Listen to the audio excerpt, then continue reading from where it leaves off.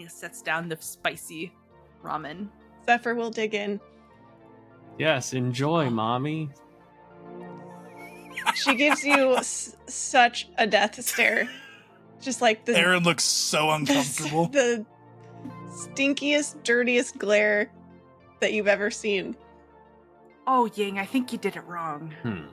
Okay, I'll try again. Keep working on that. Takes notes. Keep working on that. Hello, fellow geeks. Welcome to our playthrough of Enclave, a diceless TTRPG focused on immersive storytelling and roleplay, created by Robbie Howell. The rules are simple and accessible to get you playing quickly, and it's designed for episodic one-shots to help you solve those dreaded scheduling issues that plague pretty much every group I know. A new edition of this game is now available to back on Kickstarter until November 14th, so don't miss it. You'll find everything linked in the description. Now, let's roll. All right, good evening, fellow geeks. Welcome to Enclave, which is a new game that we're trying out tonight. Enclave is by Robbie Howell, and it is coming to Kickstarter soon, and we're very excited about it, and we wanted to try it out. So, a little bit about Enclave. This game is very unique in the fact where it is a TTRPG. We're going to be doing lots of role-playing, but this game does not use any dice. It is, for the most part, just improv. There are some statistics and some stats and like abilities and such, but they are very minimal. And kind of the goal of this game is to just play it out in real time. You players are going to be rewarded if you stay in character, if you're invested for making smart choices. And there's just there's a few guidelines that you will have to follow along with your character. And yeah, it's fun. We're excited to try it out. It's gonna be different. And then we are playing this lovely game with one of our favorite people to play games with, Matt. For those of you who have not seen Matt around our channel, Matt, why don't you tell the good people a little bit about what you do on the internet? Hello, it's so great to be here again. I love playing with y'all. My name is Matt. I make a lot of content, specifically helping beginners become more comfortable with roleplay at the table. But thank you so much for having me. Yeah, thank you for playing with us. Matt has some great content, whether you are new to TTRPGs or veteran or just like improv. So check him out, give him a follow. He's an amazing human being. I feel like Matt's going to win this game. His channel is called Improv and RPG. I know. It is inevitable. Yes. Luckily for you guys, we are on a team. So, except for me, kind of. That's what you think. So Emily and Tori and Matt are going to be our players today, and then I will be the game master, which in this system is called a conduit. So what we're going to do, the way that we're going to do this session, we're just going to play a little one-shot to test out the game, and I think that we're going to start it off. All of the players have already basically made their characters. Character creation is pretty snappy in this game. But I think that we're just going to go through it in real time so you guys can kind of see how that works who are watching from home. There is not really pre-made character sheets for Enclave at this time. And this is, by the way, this is Enclave, the Advent edition. They are going to be having an Aspirant edition that's going to be releasing in the future. So this is kind of like the basics of the rules. And this rulebook also has the rules kind of gradually fed to you and says that you don't have to use them all. So we're going to be using most of them. There's a couple of the more complex rules we're going to leave out. So I'm going to have all of the characters' stats on just a shared document, because the way that this game generally works is if you guys want to do something, you are just going to tell me what you want to do and role play it. And I am just going to narrate your success or failure, not based off of dice rolls, but looking at your stats, because your stats are going to tell me what your character's general capabilities are. And I'm also going to reward you for things like being invested, smart decision-making, following your altered states, which we'll get into in a moment, and following your personality traits. So staying in character, being invested will give you a bit of an edge, as well as your base statistics that we're going to go over in a moment here. It's different. It's going to be an interesting one, but it's going to be fun, I think. So, all right. So a little bit about the setting before we dive into the characters, so everybody knows what we're doing. So the system of Enclave is kind of genre agnostic. There is a setting, which is all of you are part of an agency called the Enclave. and all of your characters are agents for the Enclave. Basically, what the Enclave is it is a very morally gray, neutral agency that just picks up any job for anybody who knows how to contact them and can pay to get things done. So if you need something done, you contact the Enclave. They will send agents out to get it done. You don't have to be like die hard your life for the agency necessarily, but the agency does give you a very good livelihood. It makes sure you stay comfortable. It makes sure that you stay safe. It is your way of life. So it should mean quite a bit to you to work for the agency, get the job done, do a good job. But like I said, it does not mean that you have to obey them 100% without question. Now, the world that this takes place in is called Manifold. And Manifold is a world that is very large and kind of, it's not multi-dimensional, but every zone of Manifold has kind of a different genre. Like it's limitless. There may be a district that is completely run off of magic and has kind of archaic technology and is more of like a fantasy feel. There may be a city that is up in space and is more sci-fi. There could be cyberpunk. So Manifold is kind of undefined. It's just defined as being limitless, and technology and magic and era kind of varies from wherever you are in Manifold. That being said, your characters can also come from any type of genre.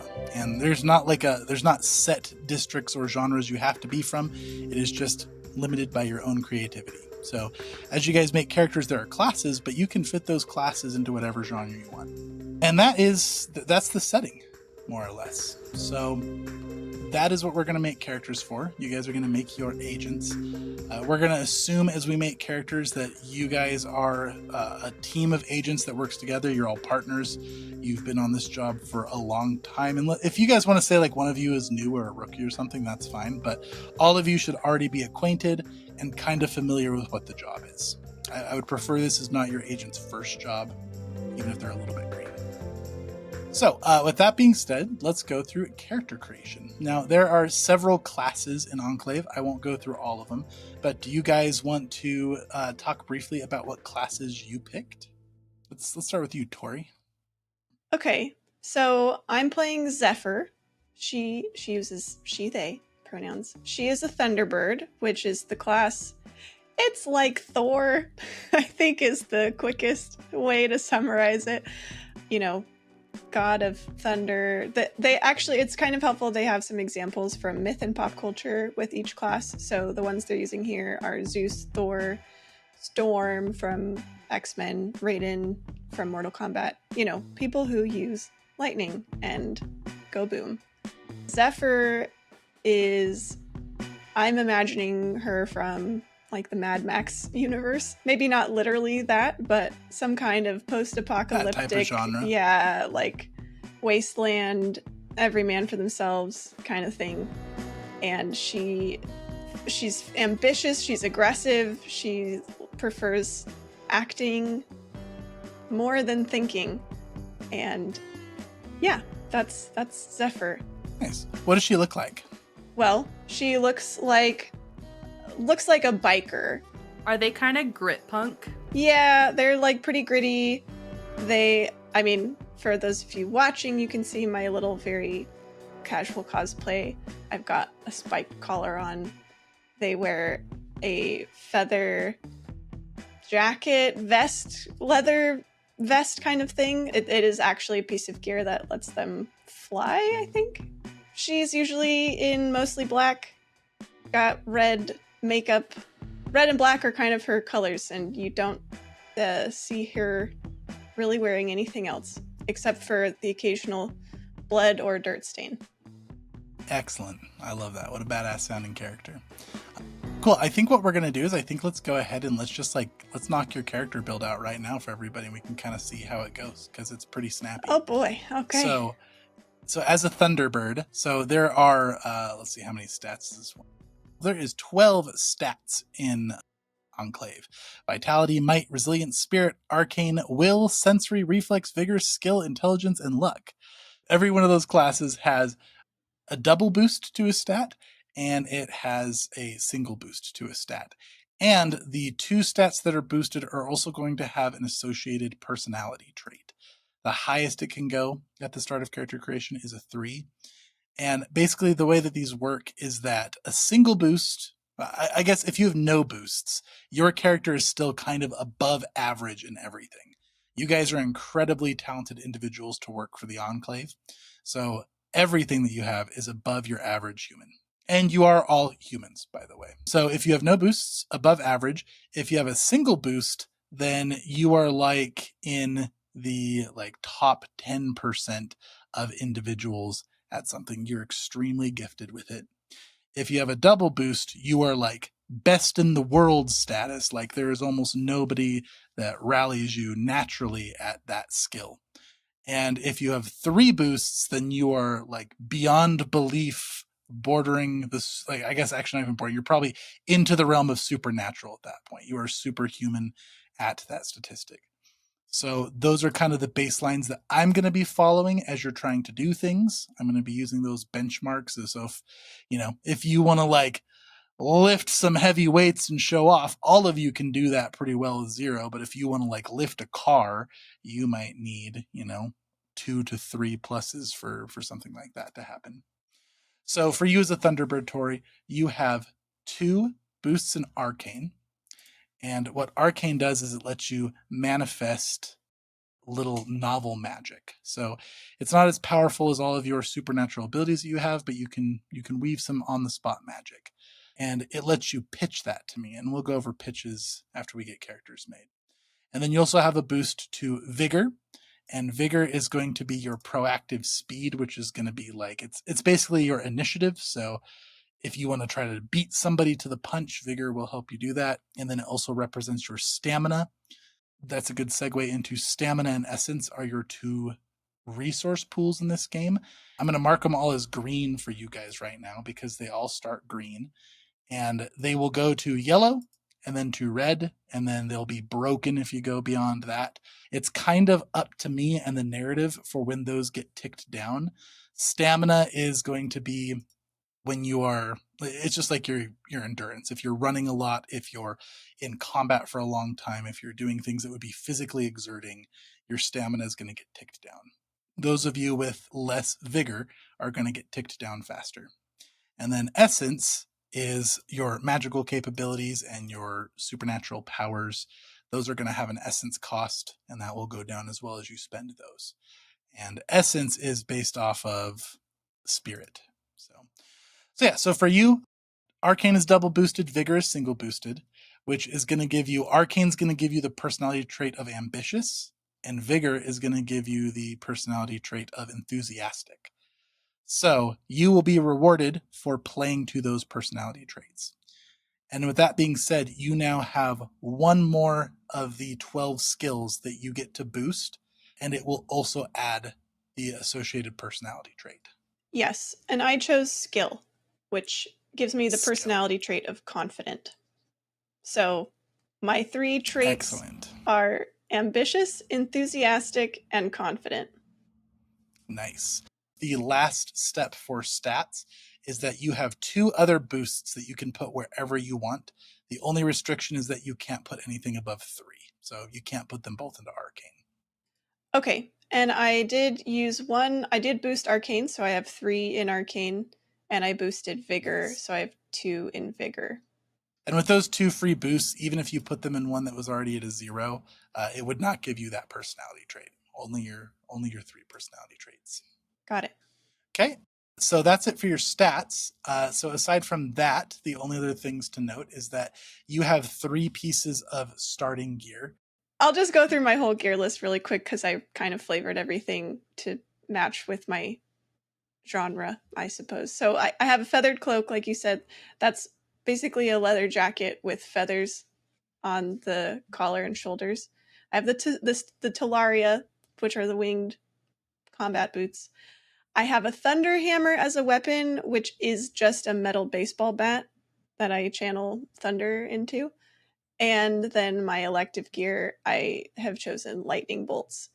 And I think those are actual lightning bolts that I just like summon into my hands. whenever I am going to use them. Fantastic. So that's your gear. You can use that. They all have like some mechanical things that they give you guidance on how to use them, but we won't go over all that for now. And the last thing to talk about is that you have 3 abilities. You have all 3 of them associated with your class. And every one of these abilities has a paired action, which is something that you are supposed to narrate to perform that action. And then everything has an essence cost. Like I said, is going to drain your essence at different rates. That's for me to note. You don't have to, like, you can watch if I move your bar to yellow or red, I will let you know, and you can kind of get a feel for how drained you're feeling. But I track that. They have a duration, which is generally how long they should last. Low being like they will not last for very long. High being maybe they can last for the entire scene, etc. And then they have a cooldown. And the cooldown is kind of for both of us to note. You should try to follow a guideline. Like if you have a low cooldown, feel free to use that ability frequently. If you have a high cooldown, it should be rather infrequent. And then I kind of have final say on that. And if you can try to narrate, like if you have a high cooldown and I think you tried to use it too frequently, I may say you try to summon that power, but it fizzles out. You just, something to that effect. So do you want to talk about your 3 powers that you have? Sure. My abilities are called Storm Brewing, Thunderclap, and Out of the Blue. Storm Brewing is I can gradually bring about a violent change in the weather. Has a mid cooldown. The duration actually says low to high, so I guess it could vary. Thunderclap is I can unleash an explosion of sound. It doesn't deal damage, but it can hurl things and targets away from me and daze them. It's also got a mid cooldown. And then Out of the Blue happily has a low cooldown, so I will be using that a lot, Chase. But I Nice. get to superhero land in an electrically charged explosion. So yeah, We love that. I'm gonna find ways to use that. I'm just gonna be jumping all over the place. Sounds awesome. That is it for characters. So you're all set to go, Tori. Em, let's go with you next. Oh, yeah. Which class are you playing? I'm playing the Wanderer, who is high luck and mid vitality, and they have like a bunch of like bags of tricks, right? They've got kind of an answer for every situation that they're in. They're very, very flexible and not very combat savvy, though, generally speaking. We're talking about like Bilbo Baggins from the Tolkien realm. We're talking Ford Prefect from Hitchhiker's Guide to the Galaxy, the Cat in the Hat. These are all examples provided by the book of what a wanderer is. They flesh out a party very kindly. And they are masters of pitches, which again, actually, this feels like a good segue to talk about pitches, because you all can use pitches. The 2 main stats that use them are luck and arcane. And basically, what a pitch is it's you guys pitching me an idea. And you can kind of do this smoothly in the narrative, or you can flat out say like, hey, I'd like to pitch this. And you can interrupt if you really want to draw attention to it. Luck is how you pitch your character's current circumstances and the surrounding around them. And arcane is how you pitch a magical accomplishment. So a luck pitch could be something like you're looking for a key and you're searching drawers, and you could be like, hey, I'd like to pitch that the key is in this drawer. Or you can just open the door and be like, hey, do I find the key in this drawer, Chase? And I might look at your luck, and if you have a high luck, I'll say, yeah, how about that? The key's in the first drawer you open. Or if you have a low luck, I'm going to say, nope, you can't find it. And then the same would go for arcane, if you want to do little things of magic. Now, the arcane is not, unless you have like a 3 arcane, like Tori, the magic should be pretty insignificant, but you can do like little bits of flair or like little tiny feats with it. Okay. I did sense that arcane was the shenanigans trait, Chase, so that's why I took a 3 in that one. Love it. Excellent. All right, Em. So you've got a 2 in luck, a 1 in vitality, which, did you mention what those personality traits are? I did not. So for luck is carefree, vitality is indulgent, and for my 3rd, I'm taking spirit, which is compassionate, which I think is going to be just like a really fun combination of carefree, indulgent, and aww. Love that. So good. By the way, I'm playing a pirate universe. I'm playing a character called Smokey. He, him, a pansexual, just joyful little pirate man. He's probably gonna flirt with everybody here, if that's okay with y'all. Fantastic. Yes, Cool. absolutely. I want to be best friends with Smokey now. And then for everybody watching at home, vitality makes my brain think like health pool from other games. That's vigor in this case. Vitality is your magnetism and your ability to rally. And we'll talk about rallying at the end. All right, and then you've got 2 additional pluses to put out there. Yes, I'm going to max my luck, and then I am going to put my other one into indulgent. Oh, sorry. By indulgent, I do mean vitality. Awesome. So I'm very charming, very lucky. I love it. Let's talk about your gear. My default gear is a satchel, which is full of useful and interesting items that I've acquired through my travels, and they are accessed via pitches. I have a walking stick that people are like, that's not a big deal, and I pull a full Gandalf. You wouldn't deprive an old man of his walking stick, would you?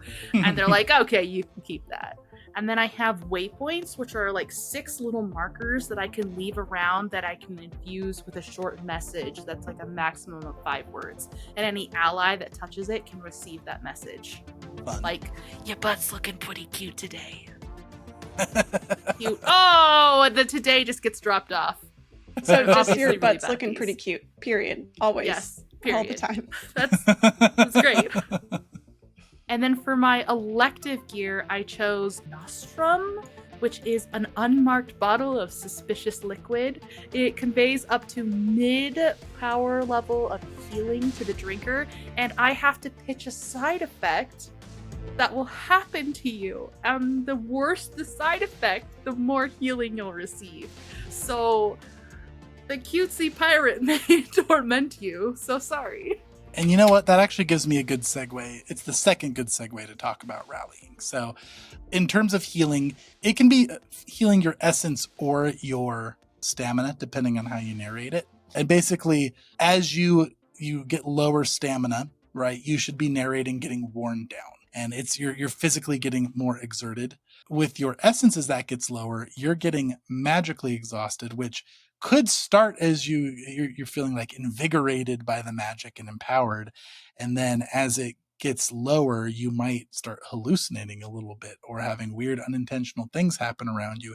And as your essence gets really low, you might have moments of disassociating or having like brief moments where you pass out or black out, and you might have strange marks start appearing on your body. So, Oh my. yeah. So the ways to heal that are things like your nostrum.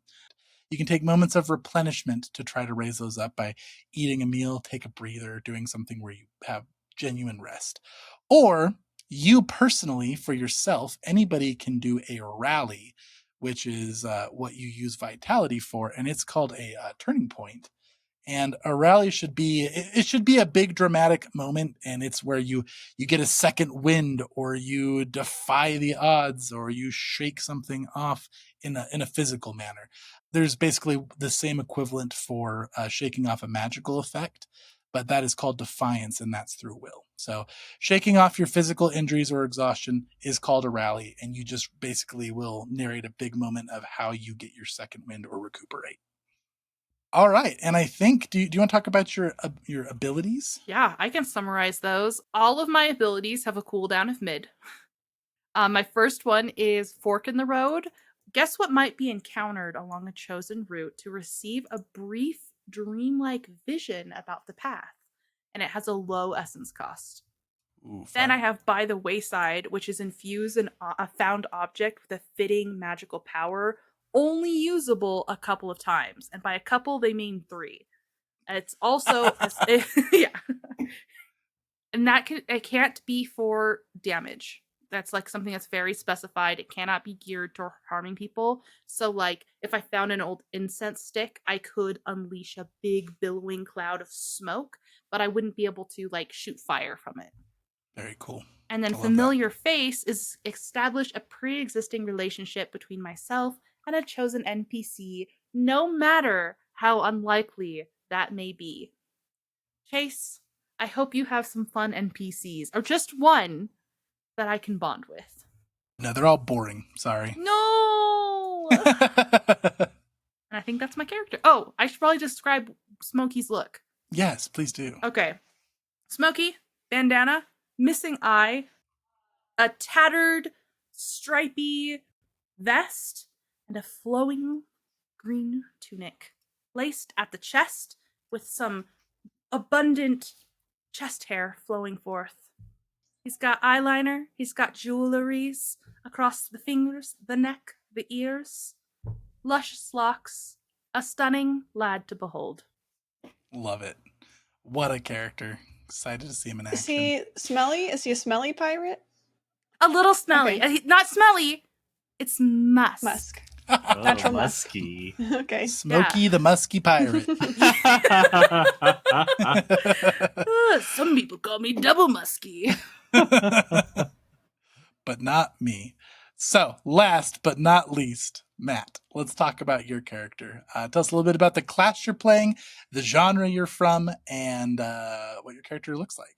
Yeah, I am playing the gunslinger, who is the flashy ranged damage dealer. Some examples include like a Annie Oakley, or if you're a fan of like Red Dead Redemption, or if you play Overwatch, McCree or Cassidy. Nice. I mean, this look. There's just a little internal part of me that's like, yeah, I want to be the guy that's like, this town isn't big enough for the two of us. Love it. So are you the classic Western vibe gunslinger? Oh, so I decided to make this a little extra challenging here, and I have taken on the genre of rom-com. So nice. I'm adding on that rom-com flair. So if we were to go through some of the classics, then it might be like it might be shifting into like a When Dirty Harry Met Sally kind of vibe. Or like a Sweet Home a la Bam Bam Bam Bama. So we're gonna get a little bit of mushy romance amidst the gun-toting action. I love that. That's amazing. Awesome. And what's your character's name? Ying, last name Pan. He, they pronouns, and he is wearing a light pink button-up shirt. He's got a little scarf around his neck that will. I guess I can launch into the gear a little bit here. Yeah, let's talk about it. That will be essentially his duster, and of course he will be sitting astride his saddled horse, his eternal companion, Meow, his girl horse, who is a light brownish orange, looking almost red in the sunlight. That's called a chestnut. Oh, chestnut, nice. Yeah. I dig it. Should I go into abilities? Yeah, let's talk about what your abilities do. Okay, sick.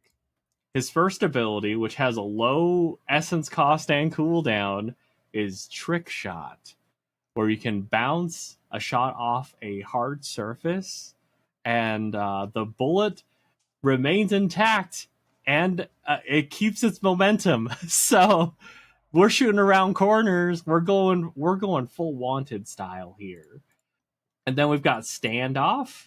I feel like this is going to be a climactic thing because the essence cost is high here. The duration's low, but I'll be milking that low duration as much as I can. With a mid cooldown, while keeping cool and unruffled, the user is magically protected from enemy attacks, and directly interacting with a specific enemy will briefly stop them from aggressing at all. So that's so get cool. to have that little showdown moment. And that's so badass. Yeah, I'm so pumped. And then finally, Shootout. Mid essence cost, low duration, mid cooldown, where I can teleport a sheathed weapon into my hands, and while the ability lasts, a fresh bullet is conjured into place whenever I cock a firearm. So, I don't know, it feels like some nice surprises may be in store. I That's love so that. cool. So badass. Fantastic. Now, did we talk about your signature skills and personality Sorry, traits? I'm all over the place. So No. There is no specific order. We are fleshing out this character. Thank you. So for the gunslinger, they've got 2 in skill and 1 in sensory. And because of my 2 in skill, I will have I got a little confidence, cocky, show offish, cool. And then for sensory, I get to be alert for my little boosty boosts. I ended up jacking up my skill to a 3, and then my reflex as well. Excellent. Is your reflex your additional personality trait? And from reflex, I get to be a little smooth. Love it. Put you at 3 skill, 1 reflex, 1 sensory, and then what was your last boost? Oh, sorry. No, It you're would totally be fine. in reflex as well. I felt like Excellent. he'd be a little dexterous, a little nimble in that regard. Right? A little extra smooth in the rom-com Exactly. vibes. I love exactly. it.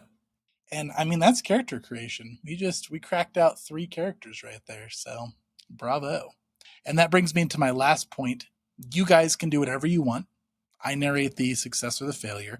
You are encouraged and rewarded for following your 3 personality traits. And the only other thing that you have to follow in this game is if you gain an altered state. An altered state is something that I will give to you through the narrative.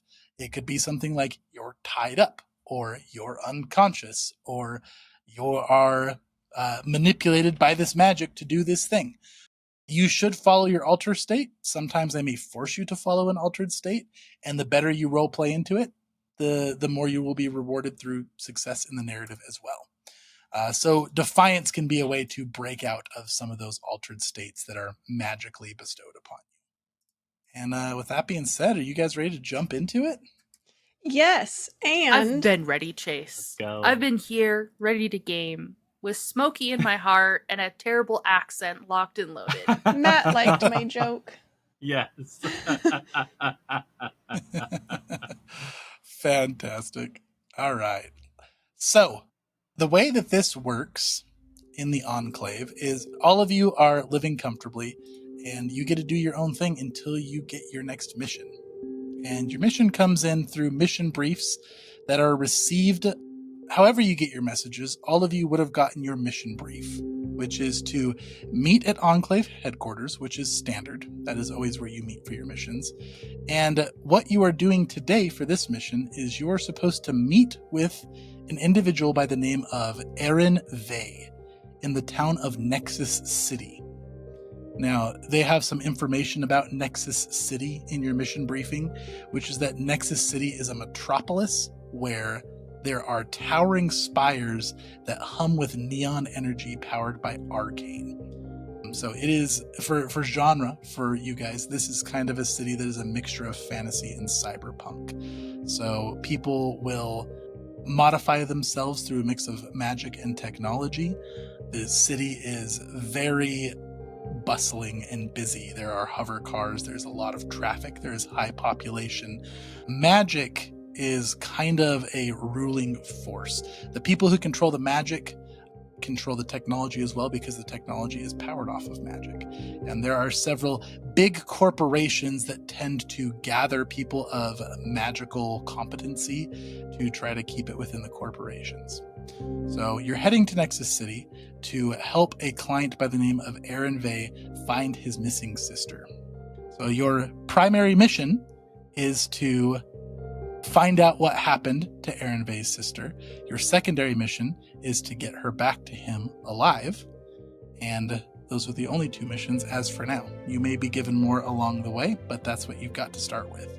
So let's go ahead and start in a large conference room in the middle of the Enclave headquarters. You guys are not meeting with anybody from headquarters today. You just all know that you have your missives. You're to gather at the headquarters table, and then everybody in the Enclave is given a coin, which a coin is your badge for the Enclave.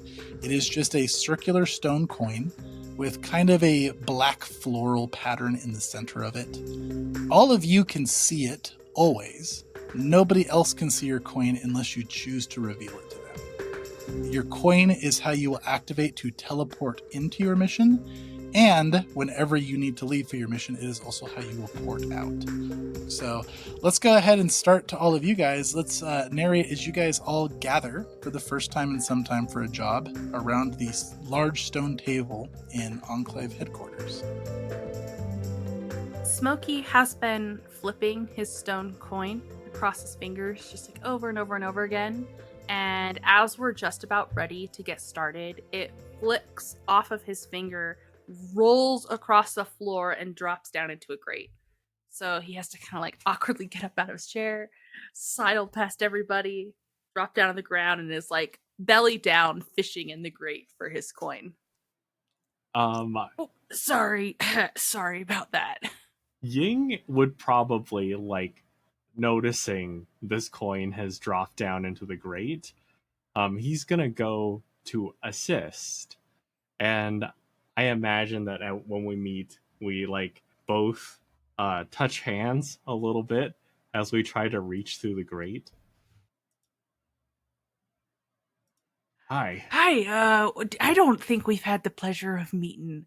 I'm Smokey. I'm Ying. It's nice to meet you. Ying. Well, hi.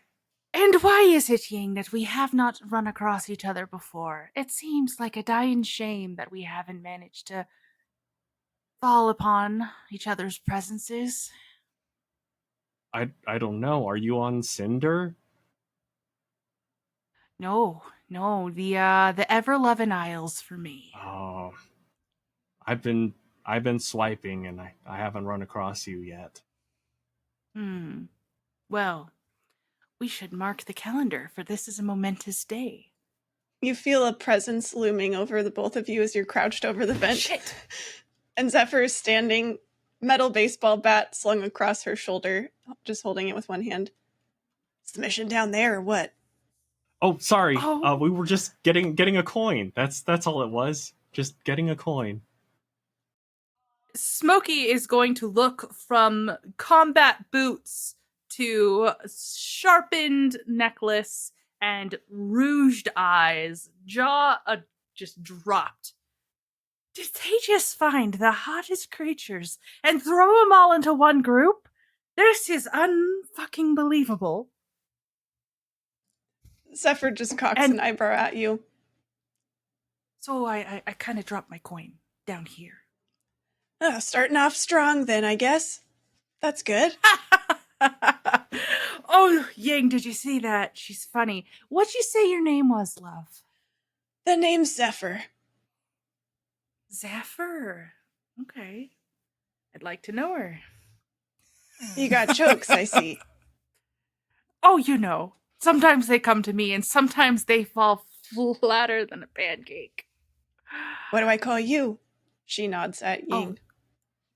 And Smokey, I guess. Smokey didn't introduce himself. She just says that to both of you. Ying, it's nice to meet you. And he's gonna jut a hand out for a shake. She looks down at your hand and grimaces a little. Then she slowly takes her baseball bat off of her back, switches it to her other hand, and then just kind of wipes her dirty, like greasy, maybe blood-stained hand. It's hard to tell what all the stains are on her hand. She wipes it on her also very dirty shirt and shakes your hand. Good to know you, hopefully. Yeah, it's a pleasure. And what about you? Can I see that hand? Just don't lick it. You don't know where it's been. Oh, I wouldn't dream of it. And I'm going to pull it down and I'm going to press a kiss to that grimy back of the hand. And fully flat on like the side, on the ground still. So pulls you down a significant ways to mwah. Shh, the name's Smokey. All right, Smokey. Well, I suggest you get your coins so we can get this show on the road. Yep. I think I can just about reach it. Can I reach it, Chase? Yeah, you can. Perfect. I grab it. There we go. And I think that we're just about ready to start this mission. I've been waiting on you two. Yeah, sorry about the delay. And Ying flashes back to when he was outside the conference room, just staring at his phone, hoping for a text, hoping for that buzz from someone that he thinks there's hope with. And there might have been a little ping. It was already a little bit over time, but he's like, I have to do this before we go on the mission because I won't be able to respond in time.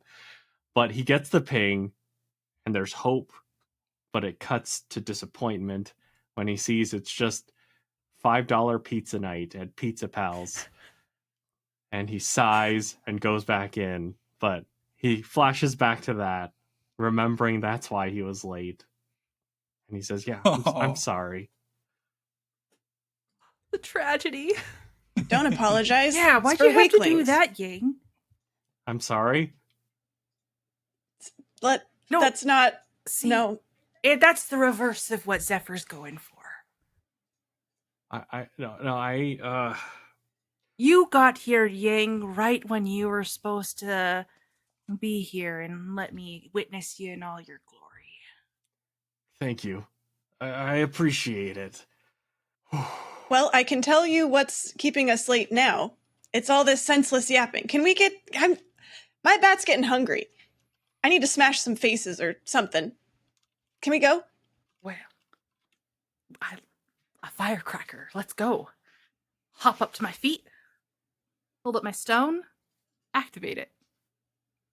In a strange sensation that feels almost like electric shock that goes down your arm, up the side of your neck, and then kind of spreads through all of your body, you all kind of evaporate away into nothingness. For the record, Zephyr loves this feeling.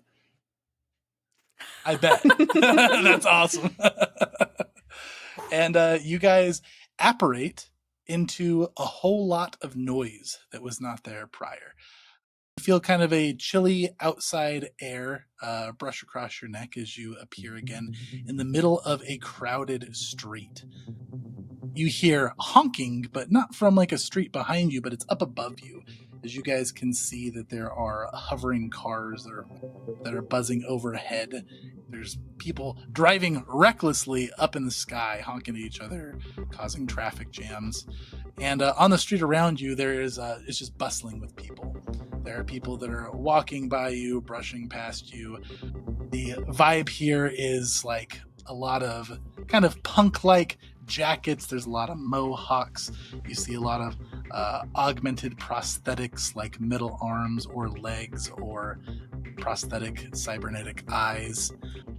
Off in the distance, what you can see notably in this city, it is currently nighttime by the looks of it, but the city is bright. There are lights everywhere, and all of the lights are glowing like a bright neon, but they don't look like your typical lights. They all have, if you look close enough, you can see tiny little runes floating that looks like it powers everything here. Surrounding the city, there are 6 very notable large skyscrapers that tower over everything else.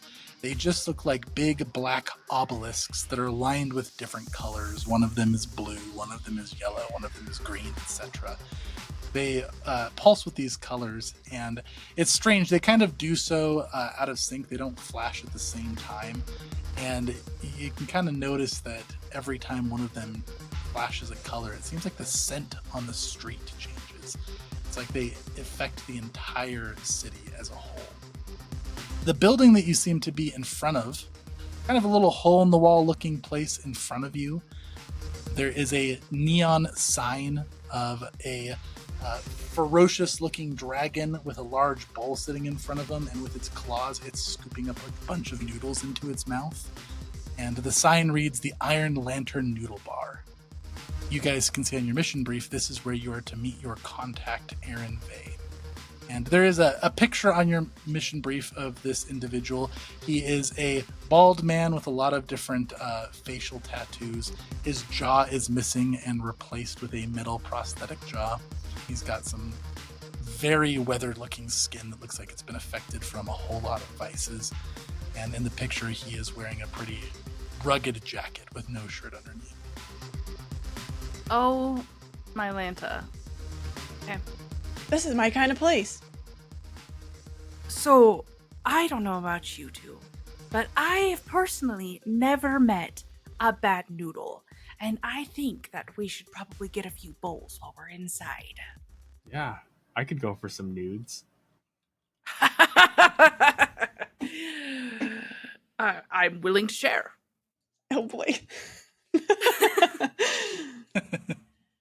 That sounds good. We gotta meet the guy here anyway. Yeah, good old Iron Jaw himself. Now let's quickly get our food on before he comes and sends us on our way. Yeah, so you guys step into the bar, and as you open the door, the bustling yapper of chatting outside turns to a indoor yapper inside, and there is music playing in this bar. It seems to be some sort of rap music that is going through a variety of different languages. The air kind of smells like oil, ginger, spice. People are playing cards, chatting, eating, drinking. The vibe in here seems pretty sketchy and rowdy for the most part. It's a pretty rough looking crowd inside. And as you step inside, you do see a gentleman sitting at a table that matches the description of your contact. Pretend like you don't see him yet until we've ordered. And I'm gonna arm around both of your shoulders and just like try and strong arm you very, very weakly towards the bar. Ying goes along with this. I mean, he wants food for both himself and Meow. You're gonna feed your mare some ramen? No, I'm gonna see if they have like carrots or apples or something. Oh, okay. You know, you should really go with maybe some oats. That'll give long-lasting energy to the poor gal. Okay, I'll see if they have oats here. Oh yes, I forgot. Our third mission objective. Keep your damn horse alive. Oh, Zephyr. I didn't know you were gonna be spicy like that. I like it. Speaking of, she taps the bar, the noodle bar, impatiently, and orders the spiciest thing on the menu. Oh, Yeah, so there is a square of counters in the center of the restaurant with people seated around the center bar. And in the middle is the chef who is working, and they're doing all of the cooking there in some cybernetic complex cookware. And the cook himself is a very large, strong-looking gentleman with arms that are just the size of a normal man's head. He's got a white bandana around his head. He does not look very friendly, and he's got two large cybernetic arms coming out of his shoulders. So he's currently working on cooking all of the ramen bowls with 4 arms. And as people are shouting out orders, he's filling drinks, tossing noodle bowls to the side, and dishing people up. I shout aggressively to get his attention, even though he's busy. Yeah, he seems to just ignore you. Oh, look at him just working as hard as he can. That is really, truly amazing. You're amazing. Did you know that? And if you have the time, I'd take a karai miso and maybe also a hot sake. You guys want sake? Make that 3. Yeah, when you talk to him, he kind of catches your whole spiel, gives you a smile, and nods, and he'll start dishing up your orders. Whatever, this place sucks. And Zephyr's gonna stomp away from the bar and go toward Aaron. Bring the noodles over. Excellent. When he's got them. Whatever you say, Mommy. I imagine that this entire time, every time Smokey says anything, Ying is mentally noting of like, okay, maybe that's where I've gone wrong. I should talk like Smokey on my Yeah, date. you should. Absolutely. What a role model. Call every woman mommy. It's gonna work on some of them. It's just a matter of odds. It's just a numbers game. Let me tell you, Ying. Mommy. This is how you reel them in. You just shoot 1,000 shots. I'm I pretty loved good the at mixed shooting metaphor shots. there. Yeah, this is how you reel him in. You shoot 1,000 shots. That's my You know, specialty. like fish in a barrel. So, Zephyr, as you approach Aaron, he's got one elbow on the table, the other arm on the table, which is a full-blown metal robotic arm, and he's tip-tapping his fingers anxiously. His metal hand seems to spark every now and then, and when it does, his head kind of twitches nervously. He's tapping his foot. He looks very stressed out. I'll just slide into the booth. Okay, yeah, you slide across him. He jumps a little bit. You with the Enclave? No, I work here. Yes, I'm with the Enclave, obviously. Oh shit, you scared me. I thought I was giving it away. I guess we probably should have had some kind of code word or something, huh? Well, too late for that. It's fine. Got the right person, luckily. Name's Aaron Vey. Thanks for coming. That's what they pay me for. So we're supposed to find your sister. Is that right? Yeah. She went missing. Been gone 2 days now. She went missing in the glass market. She went to go pick us up some stuff. I don't know if you're familiar with the glass market. It's basically the bazaar here. They sell magical regions, cybernetic mods, general groceries. It's kind of just where we all go to shop around here from Nexus City. I have reason to believe that she was taken by the Ashlight Corporation. I can't prove it. It's just something of a gut check. And what is the Ashlight Corporation? What are they concerned with? Well, the Ashlight Corporation. You very familiar with Nexus City? Do I look like I'm from around here? No, I guess not. Well, you see those big buildings, the skyscrapers that tower over everything? Yeah, hard to miss. Well, the Ashlight Corporation, they're the red building there, with the red lights. One of the biggest magic corporations that run this city. I noticed when the towers changed colors, kind of controlled almost the whole environment. Yeah, well, see, the thing is the corporations here, they're interested in magical folk. Lots of different rumors of what they do with them. Some of them will go work for them. Some people seem to just get snatched up. We think they use them, force them to work for the corpse, or brainwash them working for the corpse. I don't know. But Was your sister I know magical? that my sister didn't want... Keep it down now. She was trying to keep it under wraps.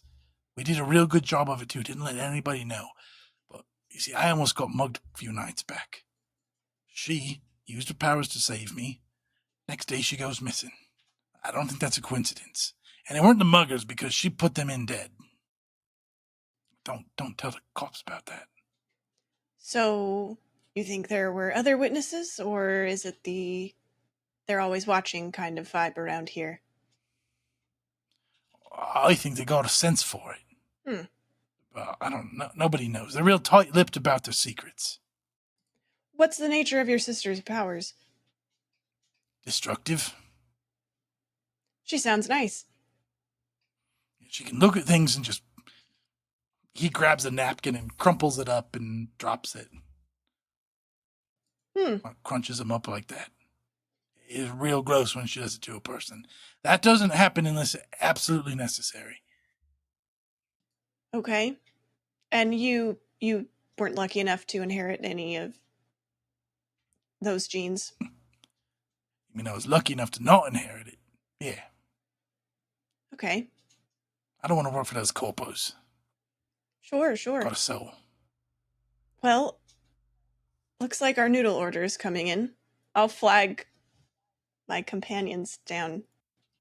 I mean, is it 3 of you? There's 3. There's 4 of us, and Ying is gonna point out the window, and you'd see a little horse that is chomping on some oats, side eyeing. You brought a fucking horse to Nexus City. That's my horse. That's my friend. 4 of us. All right. I don't know if 3 of you and a horse can take on the Ashlight Corporation, but All I'm saying is the more of you is the better. They're a nasty group. You're going to have to be careful if I'm right. Oh, you're starting to offend me, Aaron. What did I say? Is it about the Just- horse? You I was don't just think surprised. that we're gonna be able to handle the job? Maybe we should just head right on back home. And here is that piping hot bowl of hell for you, my dear. He sets down the spicy ramen. Zephyr will dig in. Yes, enjoy, mommy. She gives you such a death stare. Just like the Aaron looks so uncomfortable. the stinkiest, dirtiest glare that you've ever seen. Oh, Ying, I think you did it wrong. Okay, I'll try again. Keep working on that. Takes Yeah. notes. Keep working on that. But also, should we all drink to this? I'm just gonna start Drink filling to up what? everybody's little cups. The job that we're To apparently the- going to yeah, fail? Sure. I mean, I could come up with a toast if you're most desperate for one. Before you drink, you're modded. I don't take questions like that. And he slowly covers up his privates. He points to his arm that's sparking, and his hands kind of freaking out. His metal robotic arm. Drinks just kind of make the systems heat up a bit. So be careful if you are. Oh, I should be fine then. I don't mind a little heat. The ramen absolutely slaps, by the way. Oh, It's it delicious. slaps? Even Zephyr has to Buckshot admit it. and billowing sails. This is the best thing I've had in ages. Yeah, this place isn't so bad, I guess. So you think they have a sense for this kind of thing, you were saying? Yeah. You think maybe if we were to attract that kind of attention, we could get picked up in a similar fashion? I guess so, if you want to be picked up by the Ashlight Corp, but I would recommend being a bit more subtle. And like I said, I'm not positive that she got scooped up by the corporation. That's just a theory. Glass Market seems like the place to start, though, right? What was she picking up there? Stuff. If you're not completely honest with us, then there's no point in us even being here. We need to have all the facts to find your sister, and let me just tell you, I don't give a single flying fuck what the things you were doing there. All right, so you're not like cops? Do you think I operate within the letter of the law? He's been asking all She's got an sorts of eye stupid patch. questions. Oh, he's just a darling. All right, fuck's Just sake, a she little was getting me baby. some mana drip. Mana drip.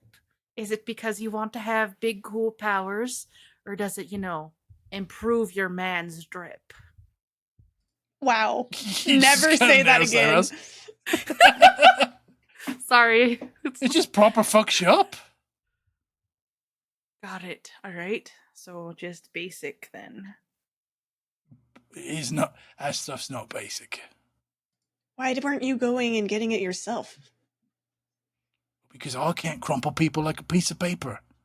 Sketchy crowd to get mana drip.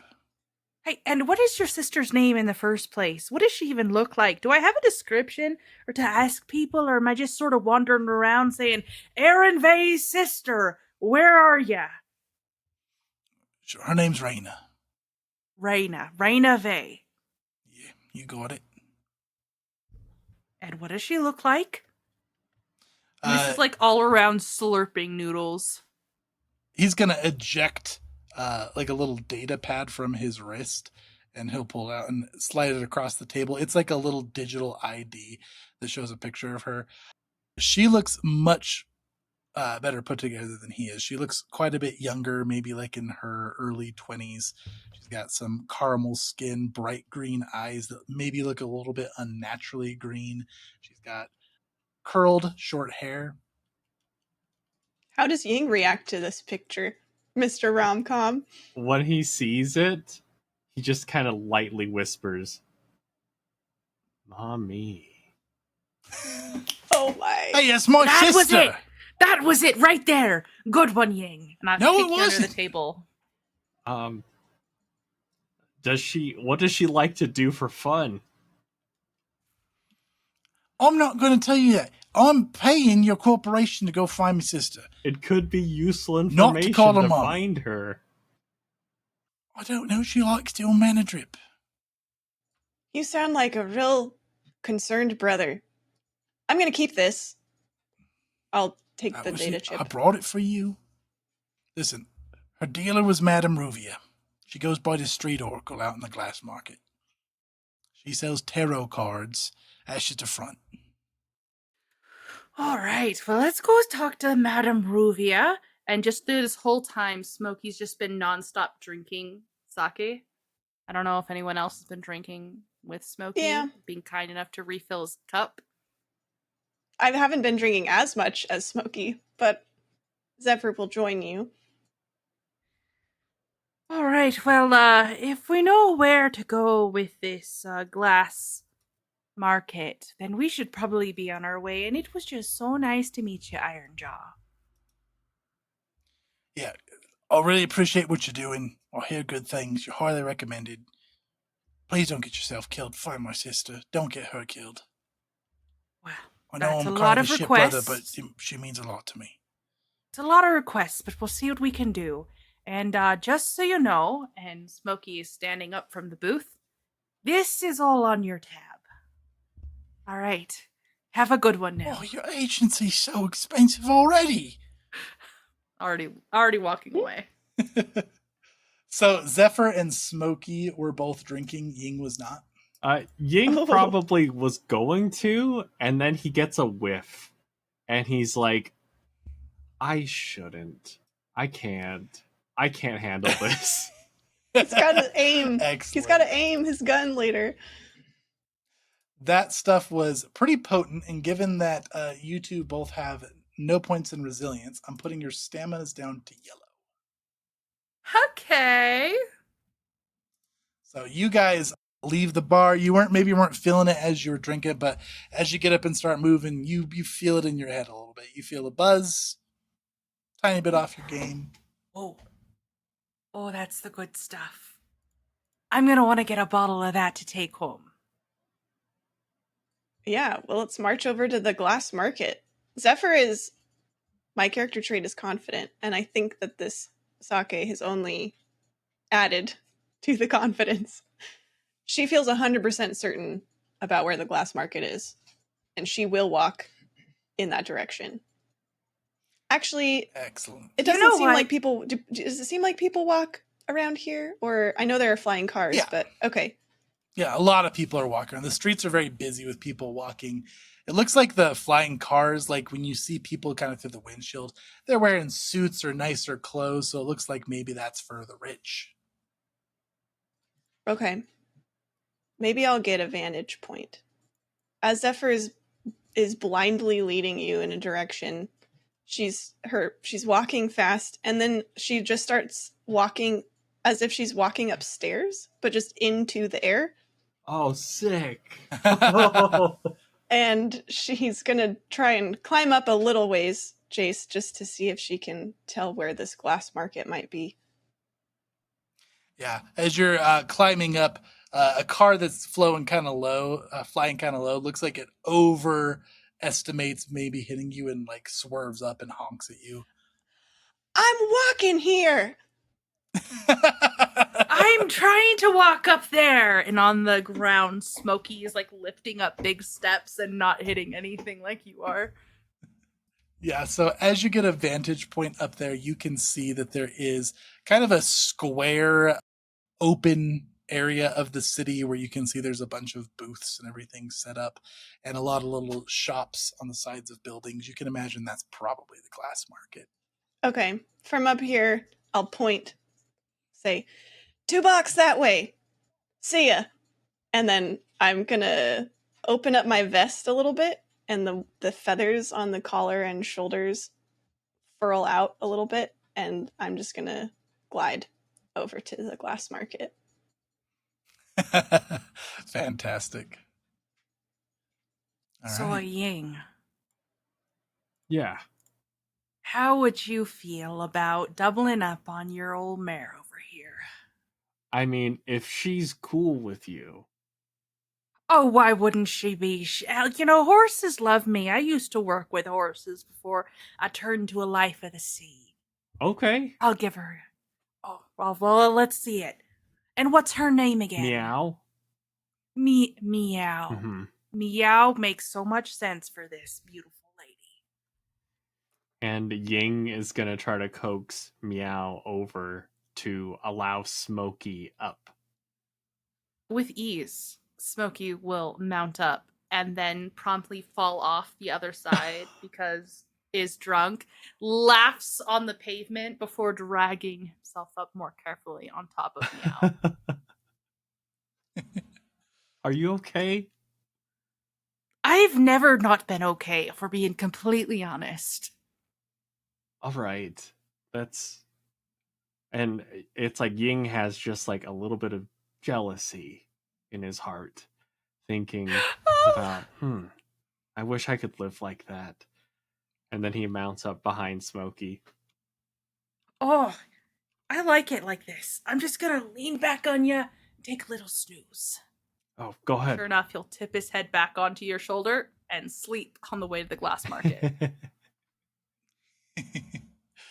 Okay. You probably land there first, Zephyr. You're able to start looking around. I guess I'll look for Street Orquel, but I don't want to approach. I just want to maybe try and scope out where we might need to go whenever my compatriots arrive. As you're browsing around, you don't end up finding any building that looks like it contains a Street Oracle or tarot cards, and you don't see anybody that matches the description around. And after a few moments, you two will catch up on horseback. We're here, Smokey. Oh! All right. Well, thank you. That was... Wow, you make quite a nice mattress. Oh, never heard that one before. Thanks. You should get more people to sleep on you. I'd be happy to let you practice too, of course. And you'll slither off the edge of the horse. Ying will dismount and then give Meow a little signal to wait around the corner. How has the crowd looked around here, Chase, in the moments that I've been here?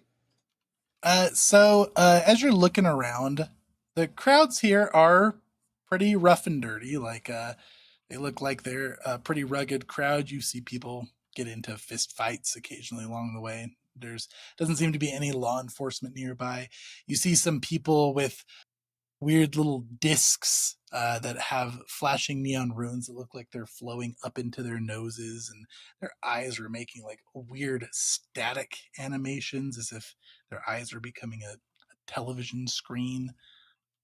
They look like they're high on something, and so yeah, pretty rough crowd. And people give you kind of funny looks, especially as you come floating down. But they kind of just give you a wide berth. Nobody seems to really trouble you too much. That's good. Zephyr has a look on her face like daring anyone to try it. Okay. So you're looking rather kind of hostile.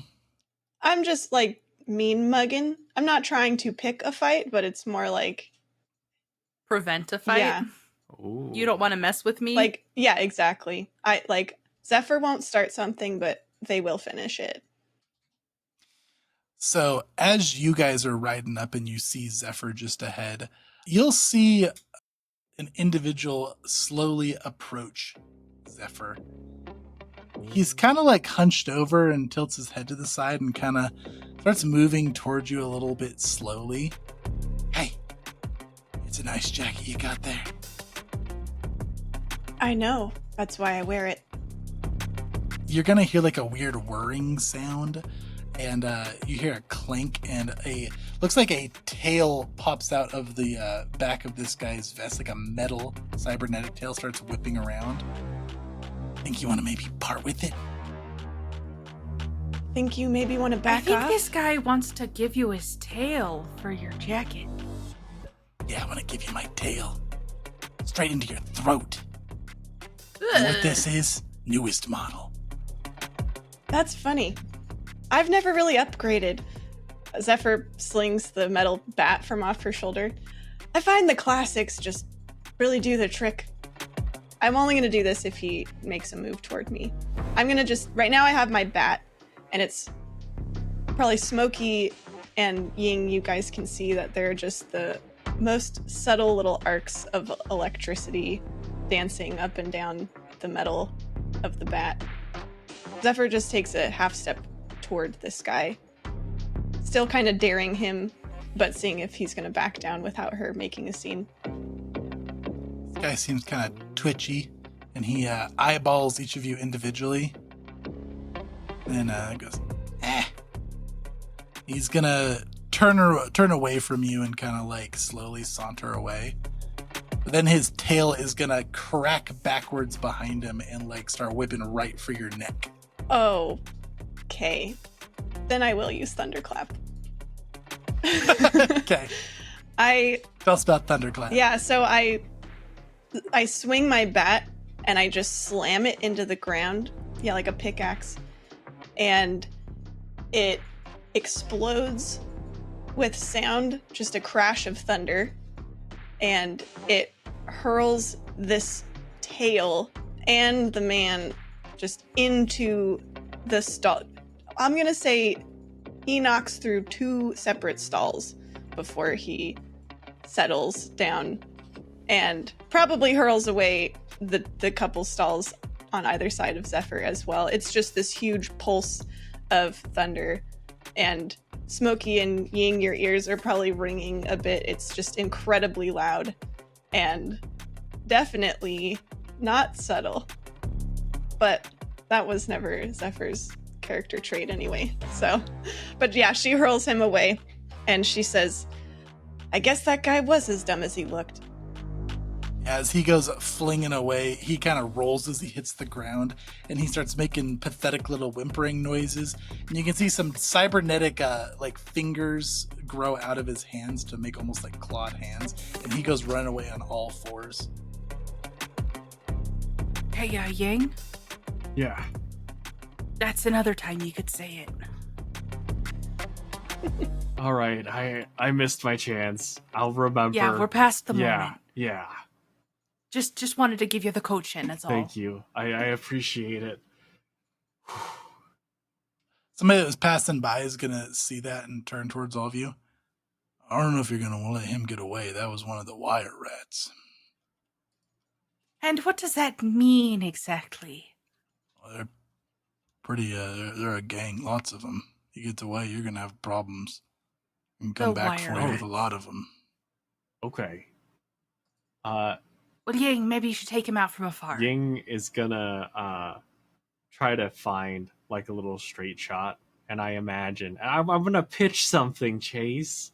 Oh yeah, I'd like to pitch that where that guy was running, there's like a bunch of steps, the metal steps to get from apartment to apartment, the fire escape steps, and Ying is gonna throw in a little trick shot, and he's gonna try to shoot at I imagine a couple of these fire escapes. It strikes like one of the ladders, bounces off, hits another ladder. My intention is to get these ladders down to block his progress, narrowing his path until the last one plonks him on the head. Love it. Yeah, so as you get up there, and what does your firearm look like? So, it is a white and gray tiny revolver Nice. that he generally will keep like inside his sleeve, but when he takes aim, it feels like, I mean, Ying has a lot of trouble with love, but when it comes to shooting his gun, he's pretty good at that. And you see like the look in his eyes narrows. The body posture is completely confident. He takes aim, he fires, and there's not even a little twitch in his body from the recoil. I would say he even pulls out a Steph Curry. He fires the shot, and he turns back towards y'all, not even seeing if it lands. Yeah, so as this bystander that warned you kind of watches you take position, they see the firearm. I had nothing to do with it, and they're gonna kind of go scurrying off. And I'm pointing at him. the whole way as he scurries. Very blamingly. You want me to shoot him too?